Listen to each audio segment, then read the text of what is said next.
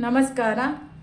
ಕರ್ನಾಟಕ ಸರ್ಕಾರ 2026-27ನೇ ಸಾಲಿನ ಬಜೆಟಿನಲ್ಲಿ ಬೀದಿ ಬದಿ ವ್ಯಾಪಾರಿಗಳ ಅಭಿವೃದ್ಧಿಗಾಗಿ 7 ಕೋಟಿ ರುಗಳನ್ನು ಮೀಸಲಿಟ್ಟಿದ್ದಕ್ಕಾಗಿ ಸನ್ಮಾನ್ಯ ಶ್ರೀ ಮುಖ್ಯಮಂತ್ರಿಗಳಾದಂತಹ ಸಿದ್ದರಾಮಯ್ಯ ಸರ್ ಅವರಿಗೂ ಹಾಗೂ ಉಪಮುಖ್ಯಮಂತ್ರಿಗಳು ಹಾಗೂ KPCC ಅಧ್ಯಕ್ಷರಾದಂತಹ ಸನ್ಮಾನ್ಯ ಶ್ರೀ DK ಶಿವಕುಮಾರ್ ಸರ್ ಅವರಿಗೂ ಹಾಗೂ ಇಲಾಖೆಯ ಸಚಿವರಾದಂತಹ ಸನ್ಮಾನ್ಯ ಶ್ರೀ ಶರಣಪ್ರಕಾಶ್ ಪಾಟೀಲ್ ರವರಿಗೂ ನಮ್ಮ ಕರ್ನಾಟಕ ಬೀದಿ ಬದಿ ವ್ಯಾಪಾರಿಗಳಿಂದ ತುಂಬು ಹೃದಯದ ಅಭಿನಂದನೆಗಳನ್ನು ಸಲ್ಲಿಸುತ್ತೇನೆ.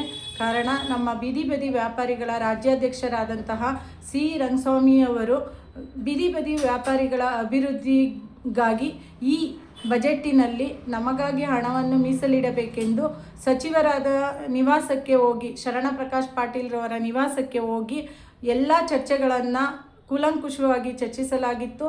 ಇದಕ್ಕೆ ಮಣಿದು ಸರ್ಕಾರದ ಗಮನಕ್ಕೆ ಸಚಿವರು ತಿಳಿಸಿ ನಮ್ಮ ಈ ಸಾಲಿನ ಬಜೆಟಿನಲ್ಲಿ 7 ಕೋಟಿ ರುಗಳನ್ನು ಮೀಸಲಿಡುವುದಕ್ಕೆ ಕಾರಣರಾದಂತಹ ಶರಣಪ್ರಕಾಶ್ ಪಾಟೀಲ್ ರವರಿಗೆ ಮತ್ತೊಮ್ಮೆ ತುಂಬು ಹೃದಯದ ಅಭಿನಂದನೆಗಳನ್ನು ಸಲ್ಲಿಸುತ್ತಾ, ಮತ್ತು ಎಲ್ಲ ಸಚಿವರು ಮತ್ತು ಮುಖಂಡರುಗಳಿಗೂ ಕೂಡ ನಮ್ಮ ಕರ್ನಾಟಕ ಬೀದಿ ಬದಿ ವ್ಯಾಪಾರಿಗಳ ಎಲ್ಲರ ಪರವಾಗಿ ಮತ್ತು ಮಹಿಳಾ ರಾಜ್ಯಾಧ್ಯಕ್ಷೆಯಾದ ಕಾವ್ಯಶ್ರೀ ನನ್ನ ಪರವಾಗಿ ತುಂಬು ಹೃದಯದ ಅಭಿನಂದನೆಗಳನ್ನು ಸಲ್ಲಿಸುತ್ತೇನೆ.